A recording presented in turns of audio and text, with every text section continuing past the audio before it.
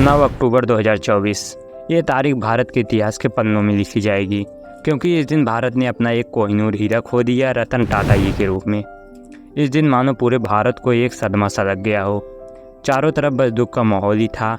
तो चलिए आज की वीडियो में हम भारत के आइकन रतन टाटा जी के पूरी जीवन यात्रा को जानते हैं। रतन टाटा जी का जन्म 28 दिसंबर 1937 को मुंबई में भारत के सबसे प्रतिष्ठित औद्योगिक घराने में हुआ था। रतन टाटा के दादा जमशेद जी टाटा ने टाटा समूह की नींव रखी थी। रतन टाटा का प्रारंभिक जीवन चुनौतियों से भरा था। उनके माता पिता का बचपन में ही तलाक हो गया था और उनका पालन पोषण उनकी दादी नवाजबाई टाटा ने किया। रतन टाटा ने अपनी प्रारंभिक शिक्षा मुंबई के कैंपियन स्कूल और फिर Cathedral and John Connon school में प्राप्त की। इसके बाद उन्होंने अमेरिका के कॉर्नेल विश्वविद्यालय में आर्किटेक्चर और संरचनात्मक इंजीनियरिंग में स्नातक की डिग्री हासिल की। बाद में उन्होंने हार्वर्ड बिजनेस स्कूल से मैनेजमेंट में एक कोर्स भी किया। रतन टाटा ने 1962 में टाटा समूह में शामिल होकर अपने करियर की शुरुआत की। प्रारंभ में उन्होंने टाटा स्टील के शॉप पर काम किया, जहां उन्हें कठोर परिश्रम और व्यवहारिक अनुभव प्राप्त हुआ। यह उनके नेतृत्व और व्यावसायिक कौशल को विकसित करने का एक महत्वपूर्ण चरण था। सन 1991 में रतन टाटा को टाटा समूह का अध्यक्ष नियुक्त किया गया। उस समय टाटा समूह के भीतर कई चुनौतियां थीं, लेकिन रतन टाटा ने अपनी दूरदर्शी सोच और नेतृत्व क्षमता